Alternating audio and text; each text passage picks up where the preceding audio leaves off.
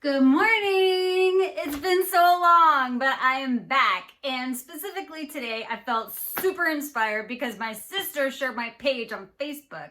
And I was jumping for joy in my car without being able to jump.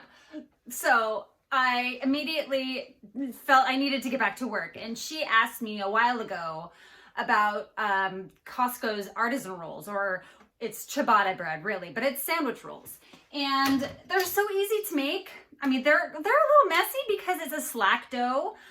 So it's more like a battery dough and it's hard to work with, but you don't want to mess with it too much because it's one of those slow fermentations that creates gluten on its own. It's best if it's an overnight mix. So that's what we're going to make out of this today. And I'm going to do this for her because that is so huge for me. Thank you, Sunny. All right. So ciabatta. We have already talked about slack doughs.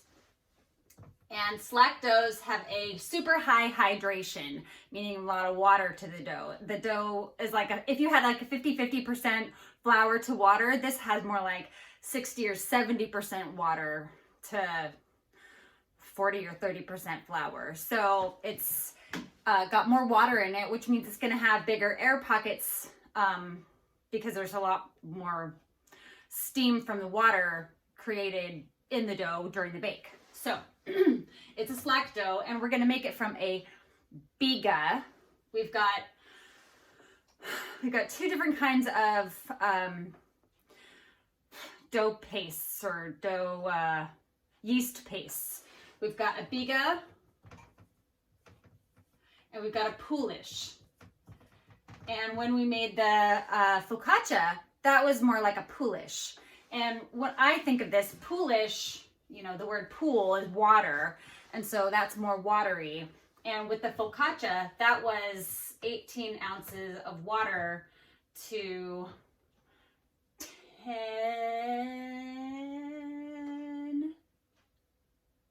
I'm gonna have to look that up.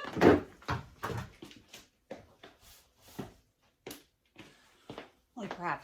Oh, 11 ounces of water. That's right. I knew it was in my brain. So, because I do it so much. All right, so that was 11 ounces of water. So with the biga, it is equal parts. So one batch is like 6 3/4. See, I didn't even prepare. Usually I write everything down on my board before I start doing these because I like to have my mental mise en place ready to go before I start teaching and talking. I get with poolish, ciabatta. All right, so my poolish, well, this is poolish, but it's a biga, and it's 6 3/4 ounces bread flour and 6 3/4 ounces water with 1/8 of a teaspoon of yeast. And that's barely anything, right? But that's because we're not getting a lot of the rise out of the yeast. We're getting a lot of the rise out of the steam from the water that's in the dough. So this is going to be bread flour and water, and then 1/8 teaspoon yeast. Okay, so let's go ahead and measure that and mix it, cover it, let it chill out overnight. Well, so we're gonna let it come to room temperature after it's mixed. I'll show you what it looks like after it's started to develop that super crazy yeast colony, because we're gonna let it go nuts. And then we're gonna slow down the fermentation by putting it in the cooler or the fridge overnight for like 18 to 24 hours. I mean, the more the merrier, because a slower fermentation develops better flavors and textures. That's one of those sayings from school that just kind of got drilled into my brain. I've got that one. I've got cold dough, hot oven. So I used to, when I was baking before school started and before my professional career happened, I would put things in the oven while the oven was heating it because I just didn't want to wait for it to heat up. But now I need that shock. You know, I know I need my cold dough, I need my hot oven, I need that transformation to happen immediately. I don't want to put cold things in a warm oven because then I'm gonna lose all of the cold that happens, and it's gonna like come up to temperature before it has that, you know, heat shock to it. So now I wait for my oven to come up to temperature before I put stuff in it. Especially like I made pizza last night, and I wouldn't put pizza dough in an oven that was like at 350 degrees because I don't want to wait for it to heat up when it's supposed to be at 490 degrees, because I want that color and I want that pop, that bounce, that spring to happen.